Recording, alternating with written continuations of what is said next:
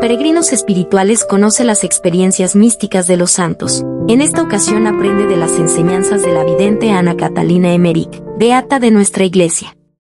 Comencemos. Observamos en esta época los trabajos de los apóstoles y discípulos después de la resurrección del Señor, coincidentes con el relato de San Lucas. Corresponde, sin embargo, destacar tres hechos importantes.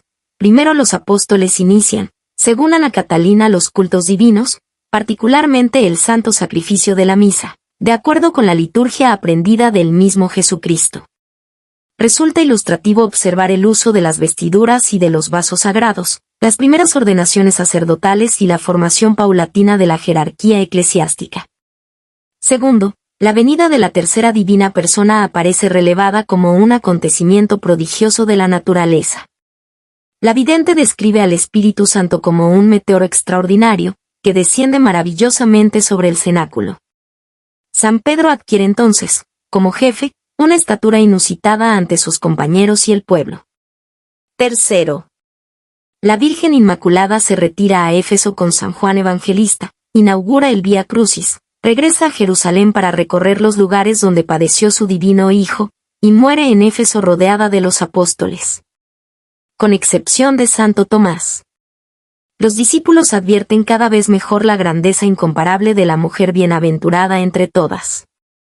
La Asunción está descrita con tanta sencillez y belleza que nos resulta ahora sorprendente la demora de tantos siglos para que este misterio se haya definido dogmáticamente. Primeros actos de culto después de la resurrección.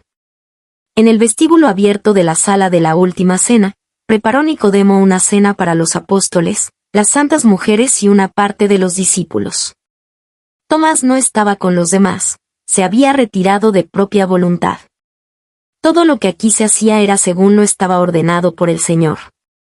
Jesús en la Última Cena, había instruido a Pedro y a Juan, que estaban al lado, y a los que había ordenado de sacerdotes, acerca de todo lo referente al Santísimo Sacramento, mandándoles que luego instruyesen a los demás repitiéndoles las enseñanzas recibidas. He visto a Pedro y a Juan en medio de 8 apóstoles abrir los misterios que el Señor les había confiado, hacerlos participantes de ellos y conferir con ellos acerca del modo de administrar esos misterios. Todo lo que Pedro decía era confirmado por Juan. Los apóstoles tenían vestiduras blancas de fiesta. Pedro y Juan tenían además una estola que colgaba desde los hombros al pecho, cruzada allí y sujeta por una grapa. Los demás apóstoles llevaban una estola desde un hombro, que pasaba por la espalda y el pecho, cruzada debajo del brazo y sujeta allí con una grapa. Pedro y Juan habían sido consagrados sacerdotes por Jesús, los demás eran solo diáconos. Después de esta conferencia he visto entrar a las santas mujeres en número de 9 y a Pedro que las instruía. Pedro hacía esto en la sala mientras Juan recibía a los discípulos más antiguos, en número de 17, en la puerta. Eran los que más habían estado con el Señor. Entre ellos figuraban Zaqueo, Natanael, Matías, Barsabás y otros.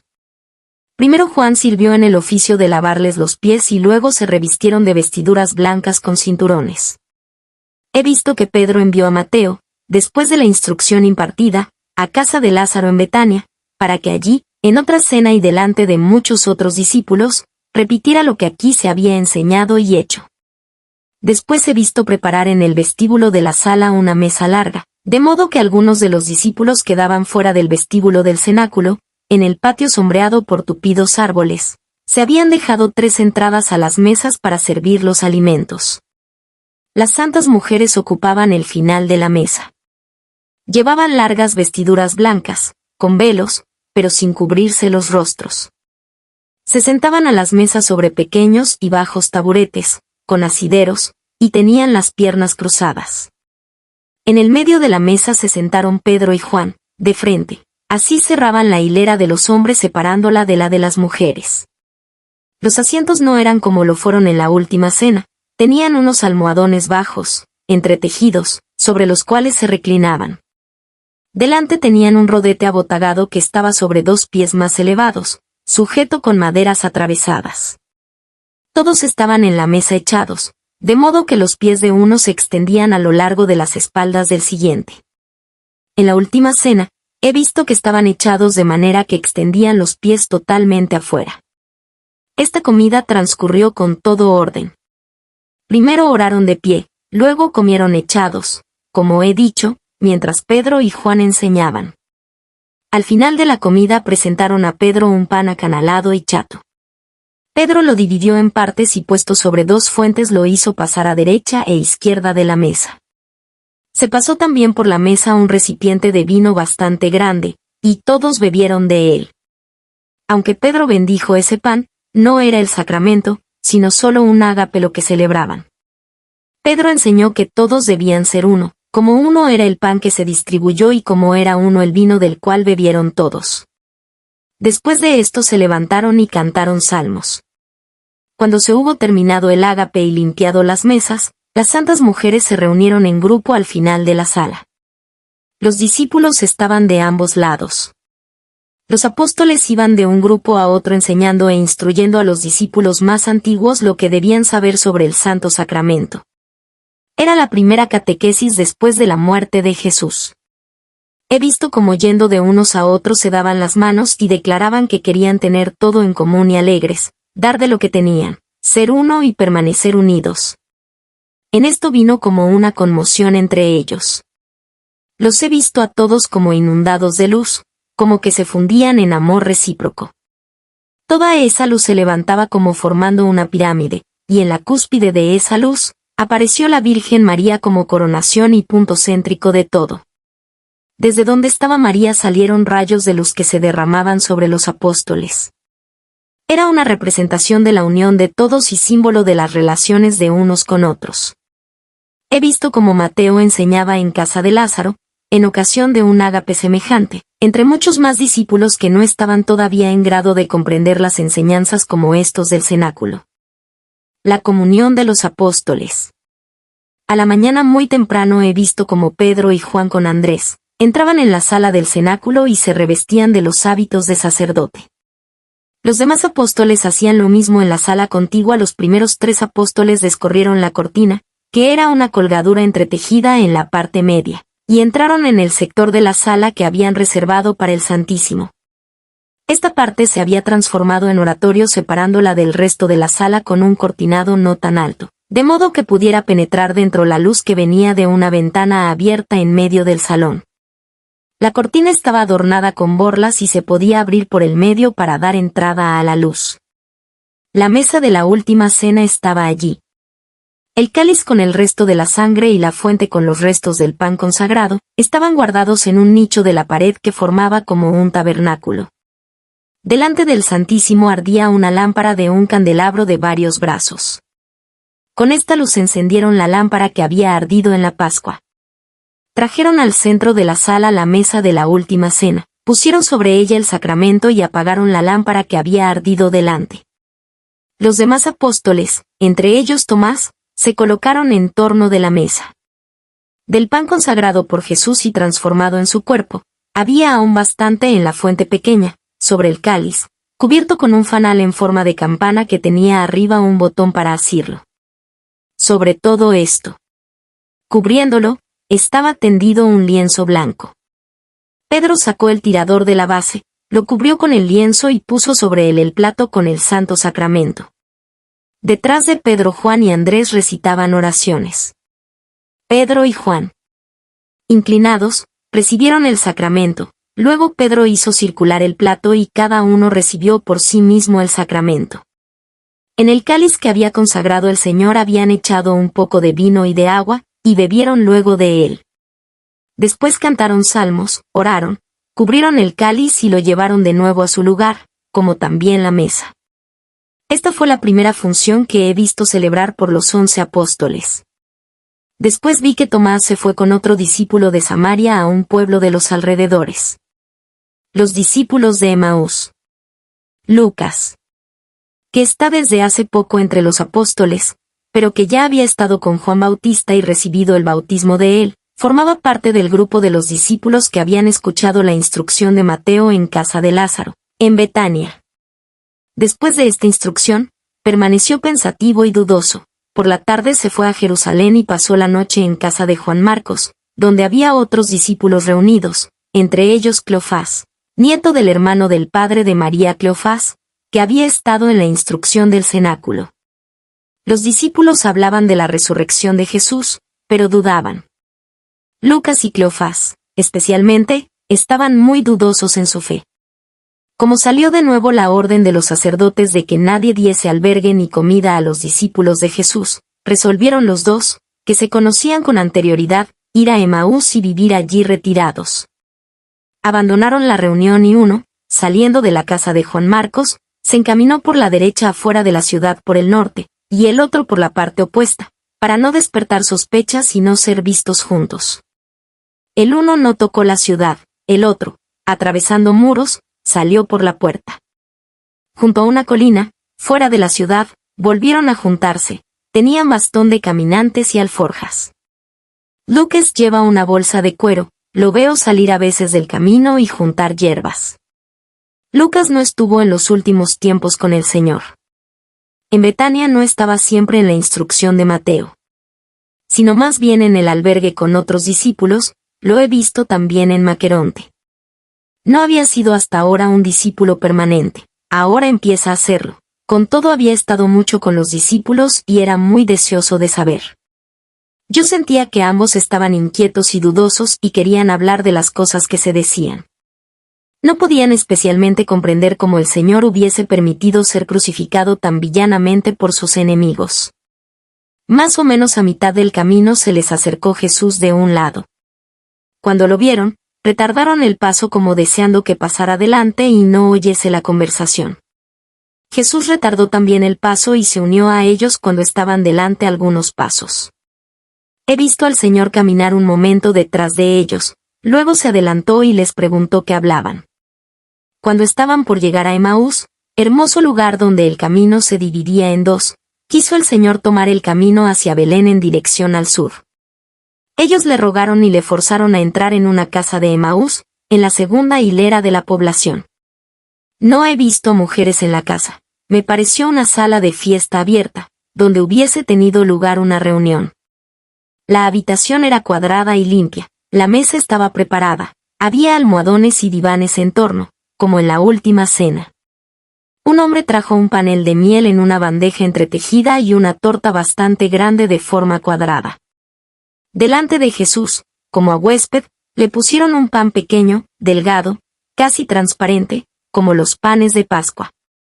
Este hombre me pareció bueno, llevaba un delantal como si fuera cocinero o servidor de la casa. No estuvo presente en la acción que realizó luego Jesús. La torta estaba acanalada y señalada en partes del grosor de 2 dedos. Sobre la mesa había un cuchillo blanco de hueso o de piedra, curvo y grande como una cuchilla nuestra. Rezaron y comieron parte de la torta y del panal de miel. Primero comió Jesús, tendido en el diván. Luego tomó el panecillo que tenía las hendiduras y con el cuchillo blanco de hueso lo dividió en 3 partes. Lo colocó sobre ambas manos, un plato y lo bendijo, y oró con los ojos elevados al cielo. Los 2 hombres estaban delante de Jesús, conmovidos, como fuera de sí mismos. Jesús separó los bocados y ellos se acercaron con la boca abierta al Señor, quien con su mano le dio a cada uno su parte. He visto que al mover Jesús la mano hacia la boca, el tercer bocado desapareció de entre sus dedos. No puedo decir que en realidad haya tomado el tercer bocado. Los bocados brillaban cuando los hubo bendecido.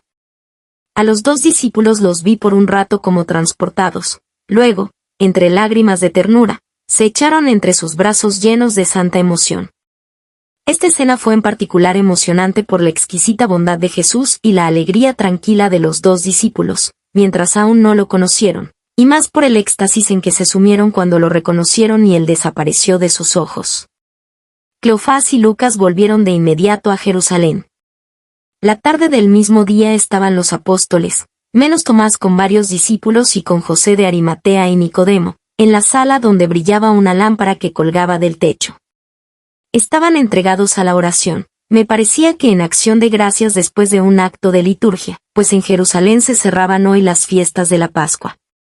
Todos llevaban trajes blancos muy largos. Pedro, Juan y Santiago el menor, Tenían vestimentas especiales y rollos de la escritura en las manos. Sobre sus vestiduras llevaban un cinturón ancho como la palma de la mano, del cual pendían 2 cintas del mismo ancho, hasta las rodillas, terminando en forma dentada. Tanto el cinturón como las 2 cintas pendientes tenían letras blancas sobre el fondo negro. Por detrás el cinturón tenía un nudo y las 2 partes se cruzaban y caían más abajo todavía que las 2 cintas delanteras. Las mangas de la vestidura eran muy amplias y una de ellas servía para guardar los rollos de la escritura. Ya al codo del brazo izquierdo pendía un manipulo ancho, terminado en borlas del mismo color y hechura que el cinturón y las cintas. Pedro llevaba una estola, angosta en el cuello, y más ancha al caer sobre el pecho, donde se cruzaban las 2 partes, sujetas por un escudo en forma de corazón, lustroso y adornado de piedras. Los otros 2 apóstoles llevaban estola cruzada y las cintas del cinturón eran más cortas. Durante la oración solían cruzar las manos sobre el pecho. La primera hilera debajo de la lámpara estaba formada por los apóstoles, las otras 2 por los discípulos. Pedro, entre Juan y Santiago, estaba de espaldas a la puerta cerrada de la sala del cenáculo. Detrás de él no había sino pocos, y delante, los que formaban círculo, dejaban abierto el medio que daba al lugar del Santísimo. María Santísima estaba en compañía de María Cleofás y María Magdalena, presentes a este acto en el vestíbulo de la sala cerrada. Después de la oración hubo también instrucción por parte de Pedro. Me maravilla ver que la mayoría de los apóstoles y discípulos no acababan de creer, aun cuando el Señor se había aparecido ya a Pedro, a Juan y a Santiago. Pensaban que tal aparición no era verdadera, sino una visión o algo así como solían tener los profetas cuando predecían el futuro. No creían todavía en una aparición corporal y verdadera. Después de la instrucción de Pedro se habían reunido nuevamente para la oración. En ese momento Lucas y Cleofás llegaban a la puerta del cenáculo y golpeaban. Volvían de Emaús y contaron la alegre nueva de la aparición del Señor. La oración fue interrumpida. Cuando prosiguieron la oración, de pronto todos se sintieron conmovidos, resplandecientes de contento. Jesús había entrado a puertas cerradas. Aparecía en blanca y larga vestidura, ceñida por un cinturón. Sintieron su proximidad antes de que él se adelantara y se pusiera debajo de la lámpara del centro. Todos estaban admirados y conmovidos. Jesús les mostró sus manos y sus pies llagados, y abriendo su pecho, la herida de la lanza. Les hablaba y como vio que estaban espantados, pidió algo de comer. De su boca salían rayos de luz que iban a los presentes, que estaban como fuera de sí. Entonces vi que Pedro se dirigió a un rincón de la sala, donde colgaba una cortina ocultando una parte del salón. Yo no había reparado en ello, porque la cortina era del mismo color que las paredes. En esa división de la sala, además del lugar del Santísimo, había un sitio para guardar una mesita alta de un codo que usaban para los ágapes después de la oración. Sobre esta mesita había un plato ovalado y hondo, cubierto con un lienzo blanco. Pedro trajo el plato y lo puso delante del Señor. En el plato había un trozo de pescado y algo de un panal de miel. Jesús dio gracias, bendijo el alimento, comió y dio del mismo a algunos, no a todos. También a su Santísima Madre, que estaba con otras mujeres en el vestíbulo, dio parte del alimento, como a las que la acompañaban. Después lo he visto enseñando y dando poderes y fuerzas a los apóstoles. El círculo que lo rodeaba era triple, adentro estaban los 10 apóstoles. Tomás no estaba allí. Me causaba maravilla ver que una parte de sus palabras las oían solo los 10 apóstoles. Pero no puedo decir que oían. Yo no veía mover los labios a Jesús. Él iluminaba, despedía luz de sus manos, de sus pies y de su costado, y de su boca, como si soplase sobre ellos. Esa luz entraba en ellos y ellos entendían y comprendían todo. Yo no he visto movimiento de labios ni oía voz alguna, ni veía que ellos entendieran palabras por el oído. Entendieron que podían perdonar los pecados, que debían bautizar a las gentes, que podían curar enfermedades, que debían imponer las manos, y que podían probar venenos sin daño alguno. Yo no sabía explicar esto, pero yo entendía que todo esto lo decía sin palabras, que lo decía no para todos, que solo lo entendían los que debían entenderlo, y que todo esto lo comunicaba como si fuera una substancia, algo existente, como un rayo que penetra en ellos.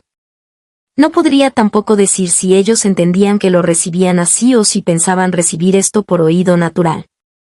Lo que puedo decir es que solamente los del círculo interior recibieron estos poderes, es decir, los apóstoles. Todo eso lo puedo comparar a un oír interior, sin conversación, en voz tan baja que ni siquiera era un susurro.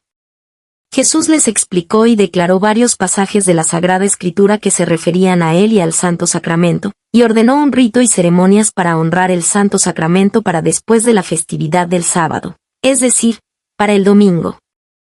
Les habló del misterio del Arca de la Alianza, de las reliquias de los patriarcas y de su veneración, y cómo debían usar de su intercesión delante de Dios. Les dijo que Abraham ponía huesos y reliquias de Adán cuando ofrecía sacrificios. Un punto del sacrificio de Melquisedec, que entendí entonces y me pareció muy importante, ahora no lo puedo recordar. Les dijo además que la vestidura polímita que Jacob dio a José era una figura de su sudor de sangre en el huerto. En este momento vi la túnica de José. Era blanca con rayas gruesas coloradas, tenía sobre el pecho 3 cordones negros al través y en medio un adorno amarillo. Arriba era ancha como para guardar algo sobre el seno y en el medio ceñida. Debajo tenía a los lados 2 cortes para facilitar el andar. Por delante llegaba casi a los pies y por detrás era algo más larga. Hacia el pecho, hasta el cinturón, estaba abierta. La túnica ordinaria de José, en cambio, le llegaba solo hasta las rodillas. Jesús dijo también a los apóstoles que en el Arca de la Alianza había huesos de Adán, de los cuales Jacob entregó a punto fijo que era lo que le daba su padre. Jacob se lo dio como prueba de amor, como quien le daba una defensa, una protección, porque sabía que sus hermanos no lo querían bien. José tenía esos huesos sobre su pecho en una bolsita de cuero, de forma cuadrada abajo y arriba redondeada. Cuando sus hermanos lo vendieron a los mercaderes, le quitaron la túnica polímita y el vestido interior. Pero José tenía todavía una especie de escapulario sobre su cuerpo y en el pecho la bolsita con la reliquia. Cuando Jacob fue a Egipto preguntó a José si conservaba esa bolsita y le declaró que contenía huesos de Adán. En esta ocasión he vuelto a ver los huesos de Adán enterrados en el monte Calvario. Los he visto blancos, como la nieve, pero muy duros. Más tarde se conservaron en el arca huesos del mismo José. Jesús habló del misterio del Arca de la Alianza declarando que ese misterio era ahora su cuerpo y su sangre que les había dejado en el Santísimo Sacramento. Les habló de sus dolores y de su pasión, explicándoles cosas maravillosas de David, que ellos ignoraban. Por último les mandó que después de unos días fueran a Sicar y diesen testimonio de su resurrección. Luego desapareció. He visto que todos estaban como fuera de sí, por el éxtasis y la emoción. Abrieron la puerta y salieron y entraron nuevamente. Más tarde los vi de nuevo reunidos bajo la lámpara, dando gracias y cantando salmos. Los apóstoles predican la resurrección. La misma noche he visto que, según la orden de Jesús, unos iban a Betania y otros a Jerusalén. En Betania quedaron algunos de los discípulos más antiguos para instruir a los más nuevos y a los indecisos en la fe, lo cual hacían parte en casa de Lázaro y parte en la sinagoga. Nicodemo y José de Arimatea se hospedaban en casa de Lázaro. Las santas mujeres estaban en un departamento aparte de la misma casa de Lázaro, rodeado de un patio y de excavaciones. Tenía entrada por la calle y estaba habitado ordinariamente por Marta y por Magdalena. Los apóstoles con algunos discípulos, entre ellos Lucas, se dirigieron hacia Sicar. Pedro les dijo con alegría, «Queremos ir al mar a pescar», entendiendo decir, a salvar almas. Llegados allí se dividieron en varios grupos, y enseñaban en los albergues y al aire libre hablando de la pasión, muerte y resurrección de Cristo. Era como una anticipación de lo que harían después de Pentecostés. En el albergue de Tenatzilo se reunieron de nuevo todos. También Tomás llegó con 2 discípulos hasta allí, mientras estaban reunidos para una comida. Esta comida la había preparado el padre de Silvano, que tenía la custodia del albergue para los apóstoles. Los apóstoles contaron a Tomás la aparición de Jesús en medio de ellos, pero él hacía ademanes con la mano diciendo que no creería hasta que no tocase sus llagas. Lo mismo decía delante de los discípulos que le contaron lo que habían visto. Tomás se había separado de la comunidad y había flaqueado en la fe. Pedro enseñó en la escuela de Tenatzilo hasta muy entrada la noche. Habló bien claro de cómo los judíos habían tratado a Jesús. Contó muchas cosas de lo que él les había predicho de su pasión y de su doctrina. Habló de su amor indecible, de su oración en el huerto de los olivos, y de la traición y la triste muerte de Judas. Sobre esto se mostraron muy afectados y tristes. Habían conocido a Judas y aún lo estimaban, pues durante la vida de Jesús, había estado entre ellos y ayudado y hasta obrado milagros. Pedro no dejó de contar sus propios pecados, sus imprecaciones y sus negaciones. Derramó muchas lágrimas, y todos lloraban con él. Así se fue animando cada vez más, y contó cómo los judíos habían llegado al exceso de crueldad con el Señor. Declaró que había resucitado y se les había aparecido a él y a los demás, y pidió dieran los demás testimonio de haberlo visto y estado con él. He visto que 100 de ellos alzaron las manos y los dedos en testimonio. Tomás permaneció silencioso sin alzar la mano, no podía acabar de creerlo. Pedro pidió a los oyentes lo dejasen todo, siguiesen a los discípulos y se juntasen a la comunidad para ir en pos de Jesús. A los indecisos los invitó a Jerusalén, donde dividirían lo necesario entre ellos. Les dijo que no temieran a los judíos, pues ellos nada harían en contra porque estaban poseídos de temor. Todos estaban muy conmovidos y muchos se convirtieron. Querían que se quedasen por más tiempo los apóstoles entre ellos, pero Pedro les dijo que debían volver a Jerusalén. Los apóstoles hicieron aquí muchas curaciones, inclusive de algunos lunáticos y endemoniados. Lo hacían como Jesús lo había dicho, soplando sobre ellos, imponiéndoles sus manos y aún extendiéndose sobre ellos.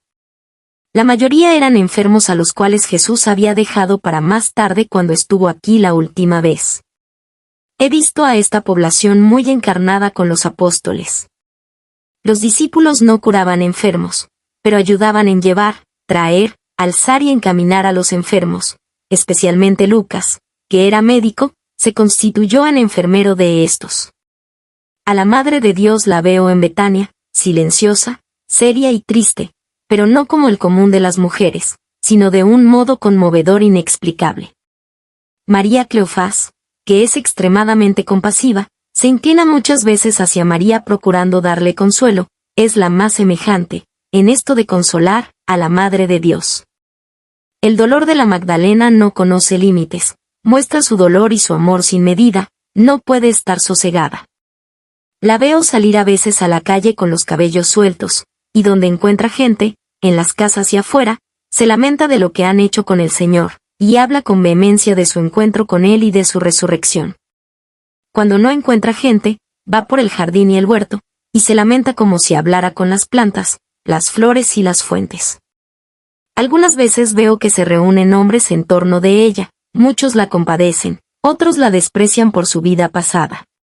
No tiene crédito en las grandes reuniones, pues recuerdan su mala vida. He visto que su modo de ser y de manifestar su dolor por la muerte de Jesús, escandalizaba a varios judíos, que pensaron apoderarse de ella. Especialmente 5 de ellos trataron de realizarlo, pero ella no se cuidaba de ningún peligro y transitaba en medio de la gente sin pensar en otra cosa sino en su Jesús. Marta, en cambio, sufrió y sufre aún por la dispersión de los apóstoles y por la pasión y muerte del Señor. Estaba como anonadada por el dolor, pero ayuda a todos y es compasiva con los necesitados. Alberga y da de comer a todos los dispersos, los cuida y los asiste. Le ayuda mucho Juana, la viuda de Chuza, procurador de Herodes. Simón el Cireneo está ahora con los discípulos en Betania, igualmente sus 2 hijos. Simón era un buen hombre de Cirene, que solía venir a Jerusalén en los días santos.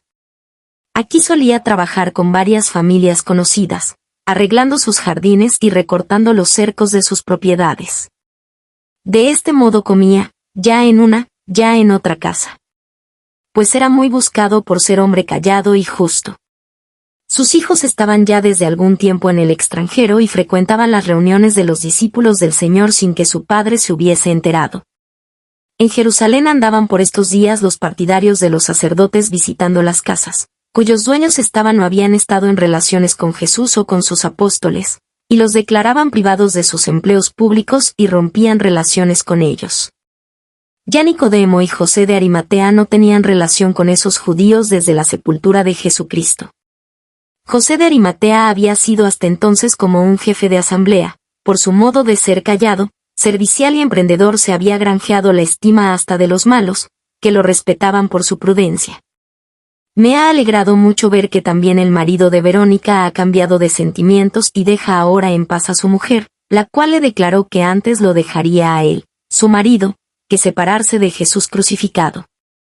He visto que ahora ya no toma tanta parte en los asuntos públicos, aunque lo hace más bien para estar bien con su mujer que por amor a Jesús. Los judíos mandaron cubrir de obstáculos y cerrar los caminos y senderos que conducen al Calvario y al sepulcro, porque veían que muchas piadosas personas peregrinaban a ese lugar y sucedían allí prodigios. También Pilato se ausentó de Jerusalén por inquietudes interiores que le acosaban.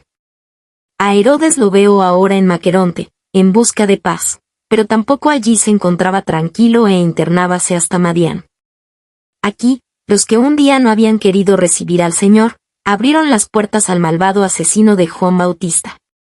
En estos días veo a Jesús apareciéndose en diversos lugares, como en Galilea, en un valle junto al Jordán donde había una escuela.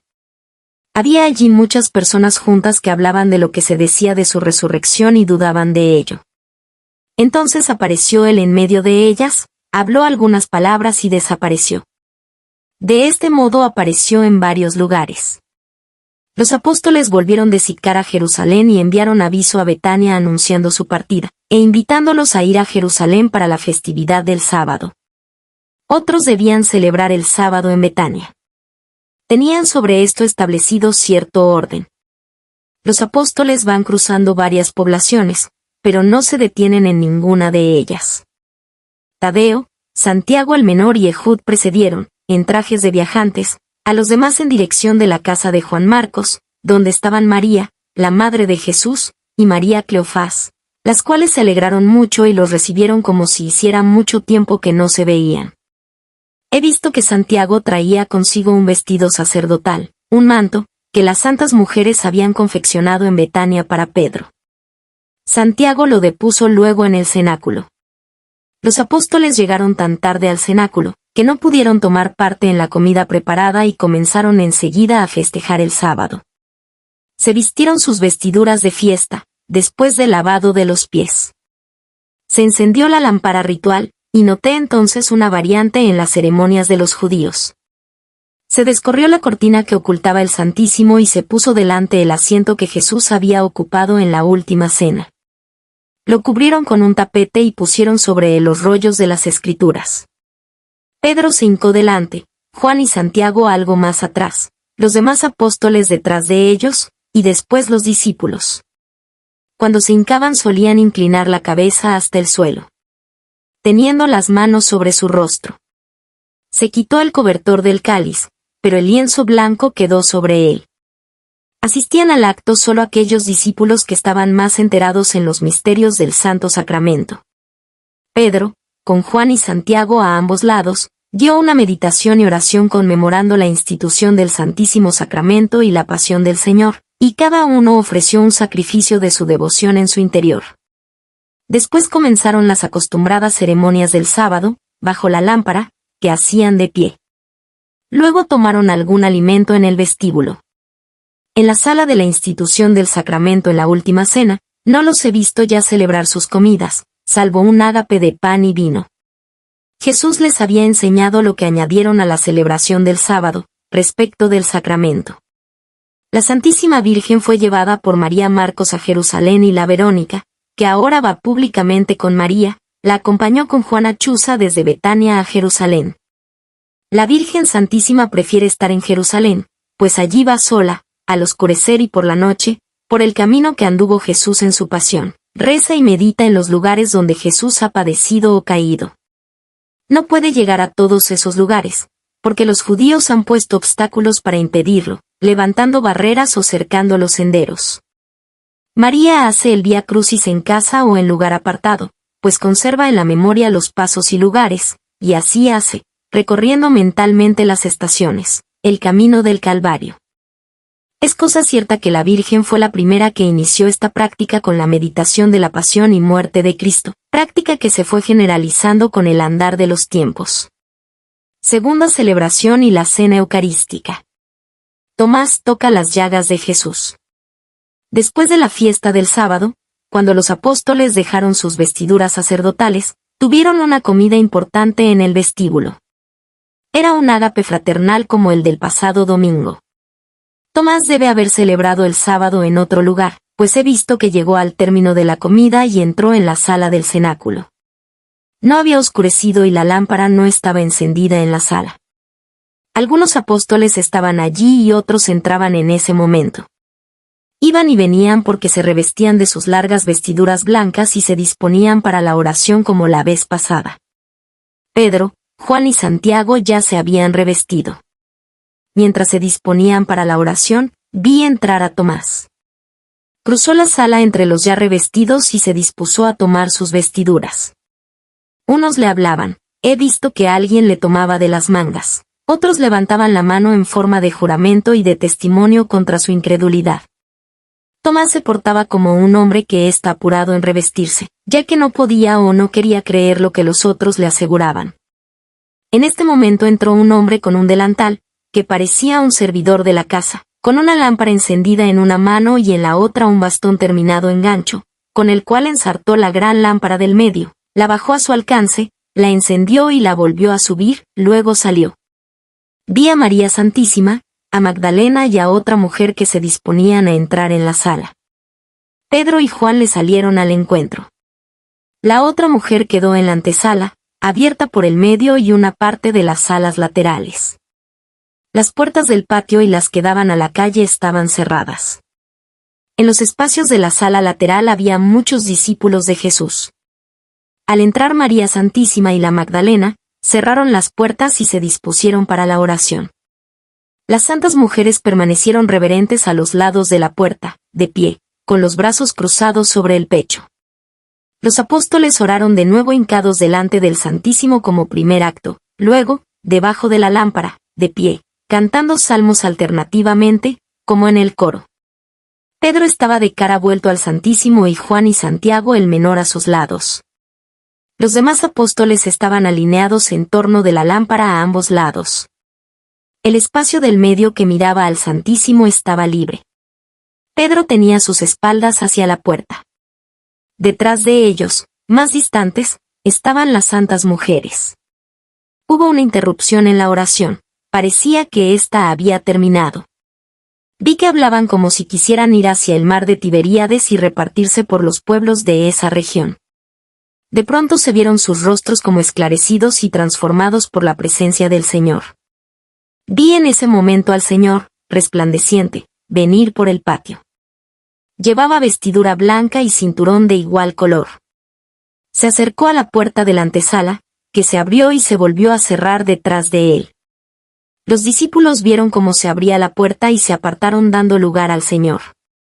Jesús avanzó rápidamente y se colocó junto a Pedro y a Juan, los cuales se retiraron, cediéndole el lugar del medio.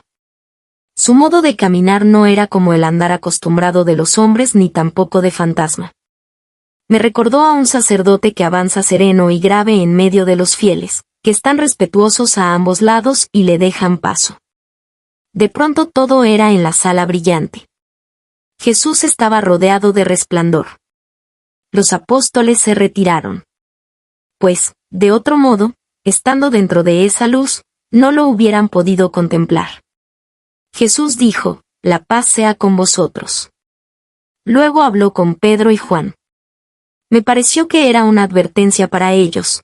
Habían hecho algo no conforme a lo mandado, sino por su voluntad. Por eso no habían tenido éxito en lo que hicieron. Se refería a ciertas curaciones que habían intentado al regreso de Tenatzilo y Sitcar, donde no habían obrado todo según lo prescrito por el Señor, sino según sus propias ideas. Les dijo cómo debían hacer otra vez cuando volvieran. Después de esto se acercó a la lámpara y todos se agruparon en torno de él. Tomás, muy avergonzado en la presencia del Señor, se había retirado algo más atrás. Jesús tomó con su mano derecha la mano derecha de Tomás e introdujo el dedo índice de Tomás en la llaga de su mano izquierda. Luego tomó la mano izquierda con su izquierda, introduciendo el dedo pulgar del apóstol en su llaga derecha. Después con su mano derecha volvió a tomar la derecha de Tomás y, sin descubrir su pecho, pasó la mano de Tomás debajo de su vestidura, introduciendo el dedo índice y el medio del apóstol en la llaga de su costado derecho. Dijo algunas palabras mientras hacía esto. Tomás cayó como desmayado y conmovido, mientras decía, «Mi Señor y mi Dios». Jesús retenía su mano derecha. Los presentes lo sostuvieron y Jesús lo levantó con su divina mano. Esta caída y este levantamiento tenían su significado. Cuando Jesús tomó la mano de Tomás, he visto las llagas del Señor, no como llagas sangrientas, sino como pequeños soles resplandecientes. Los demás discípulos estaban muy conmovidos por esta aparición del Señor, y levantaban y estiraban sus cabezas para ver lo que el Señor hacía con Tomás. A la Virgen Santísima la vi durante esta acción como fuera de sí por el éxtasis, silenciosa y recogida. La Magdalena mostraba más su emoción, aunque menos exteriormente que los discípulos. Jesús no desapareció enseguida, habló aún y pidió algo de comer como la primera vez. He visto de nuevo cómo sacaron del lugar donde estaba oculta la mesita, una puentecilla ovalada con un pez. Jesús comió del pez después de haberlo bendecido y dio parte de él mismo, primero a Tomás, luego a los demás. Jesús declaró por qué estaba en medio de ellos, que lo habían abandonado, y por qué no estaba siempre con aquellos que le habían permanecido fieles. Explicó por qué había dicho a Pedro que confirmara a sus hermanos. Volviéndose a todos los presentes les dijo que quería dejarles a Pedro como jefe, aun cuando éste le había negado. Añadió que debía ser pastor del rebaño y habló del ardor de Pedro. Juan trajo en sus brazos, desde el lugar del Santísimo, aquel manto bordado, amplio, a modo de capa pluvial, que Santiago había recibido de María, confeccionado en los últimos tiempos por las santas mujeres de Betania. Trajeron también un báculo imitando un bastón de pastor. Era alto, hueco, esbelto y doblado en la parte superior como los báculos episcopales. El manto o capa era de color blanco, con anchas rayas rojas, tenía bordados de espigas, racimos de uvas y un cordero con otros adornos de distintos colores. La capa era amplia, larga hasta los pies y estaba sujeta por delante con una especie de escudo cuadrado de metal. Los lados de la capa tenían listas de color rojo y letras bordadas. Tenía una capucha blanca que podía alzarse para cubrir la cabeza. Ahora veo a Pedro hincado, delante del Señor, que le da un bocado redondo, como un panecillo. No vi que lo haya sacado de ningún plato o lugar de allí, el bocado brillaba. Tengo la persuasión de que Pedro recibe en este momento una fuerza extraordinaria. Veo que sopla sobre él y le da con eso una fuerza, un poder, infundiéndole una potestad. No era en realidad un soplar sobre él, era algo real, existente, palabras y fuerza que pasaban de Jesús a Pedro por medio de las palabras. Veo que Jesús acerca su boca a la de Pedro y derrama en la boca y en los oídos de Pedro una fuerza, una potencia, que veo pasar del Señor a Pedro. No era todavía el Espíritu Santo, que vino sobre él en Pentecostés. Era algo que pasaba a Pedro y que sería vivificado el día de Pentecostés. Jesús le impuso también sus manos y le comunicó un poder sobre los demos. El mismo Señor le cubrió luego con el manto que sostenía Juan en sus brazos y le entregó el báculo. Dijo en esta ocasión que ese manto debía mantener toda la fuerza que él le había comunicado y que debía llevarlo todas las veces que convenía hacer uso de la potestad que le había comunicado. Jesús les habló de otro gran bautismo, cuando él les mandase el Espíritu Santo, y añadió que Pedro daría a los demás, 8 días después, la potestad que él le había dado ahora a Pedro solo. Ordenó además que algunos dejaran las vestiduras blancas y usaran otras de diversas formas con un escudo en medio y que otros usaran de nuevo la vestidura blanca. Eran indicaciones de diversos grados, consagraciones y órdenes que debían ejercer entre ellos.